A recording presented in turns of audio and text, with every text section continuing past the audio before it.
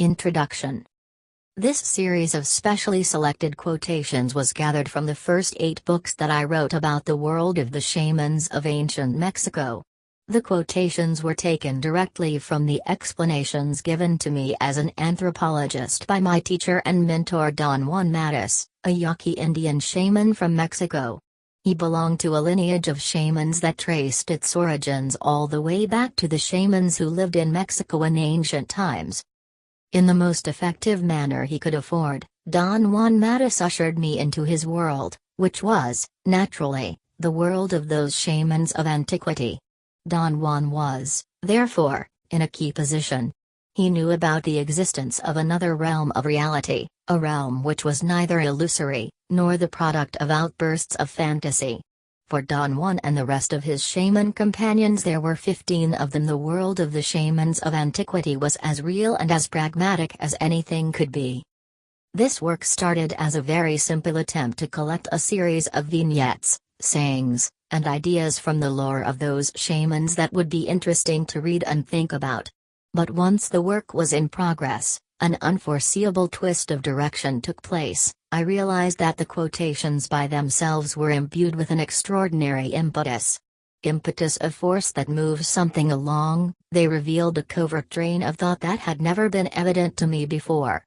They were pointing out the direction that Don Juan's explanations had taken over the 13 years in which he guided me as an apprentice.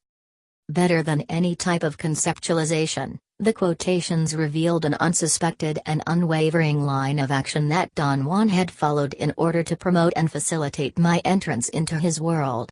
It became something beyond a speculation to me that if Don Juan had followed that line, this must have also been the way in which his own teacher had propelled him into the world of shamans. Don Juan Matus's line of action was his intentional attempt to pull me into what he said was another cognitive system.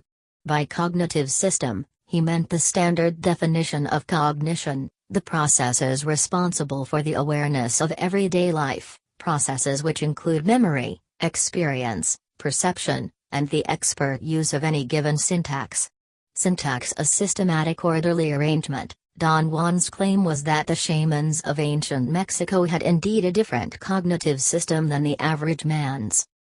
Following all the logic and reasoning available to me as a student of the social sciences, I had to reject his statement. I pointed out to Don Juan time and time again that whatever he was claiming was preposterous. It was, to me, an intellectual aberration, a state or condition markedly different from the norm, at best.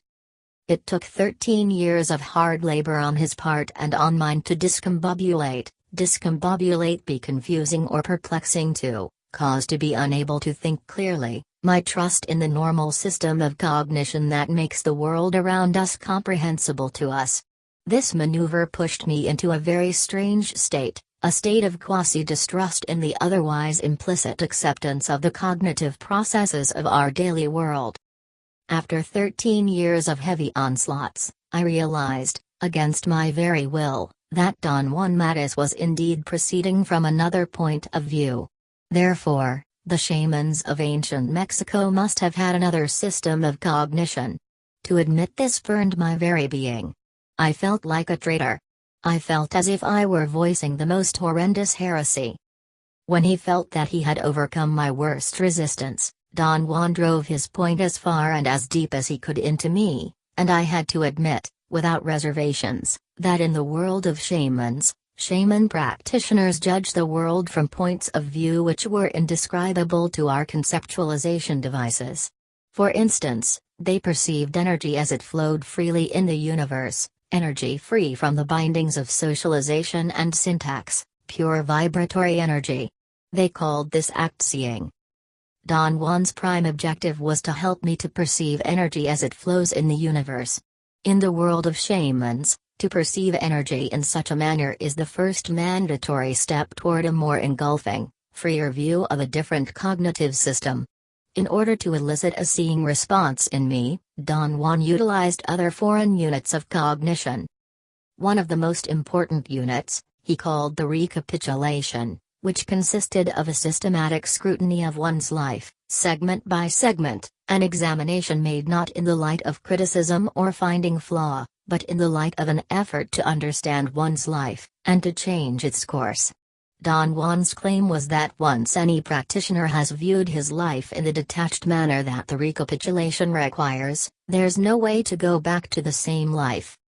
To see energy as it flows in the universe meant, to Don Juan, the capacity to see a human being as a luminous egg or luminous ball of energy, and to be able to distinguish, in that luminous ball of energy, certain features shared by men in common, such as a point of brilliance in the already brilliant luminous ball of energy. The claim of shamans was that it was on that point of brilliance, which those shamans called the assemblage point, that perception was assembled. They could extend this thought logically to mean that it was on that point of brilliance that our cognition of the world was manufactured. Odd as it may seem, Don Juan Matus was right in the sense that this is exactly what happens. The perception of shamans, therefore, was subject to a different process than the perception of average men. Shamans claimed that perceiving energy directly led them to what they called energetic facts. By energetic fact, they meant the view obtained by seeing energy directly that led to conclusions that were final and irreducible. These facts couldn't be tampered with by speculation, or by trying to fit them into our standard system of interpretation. Don Juan said that for the shamans of his lineage, it was an energetic fact that the world around us is defined by the processes of cognition, and those processes are not unalterable, they are learned, not givens. They are a matter of training, a matter of practicality and usage. This thought was extended further, to another energetic fact: the processes of standard cognition are the product of our upbringing, no more than that.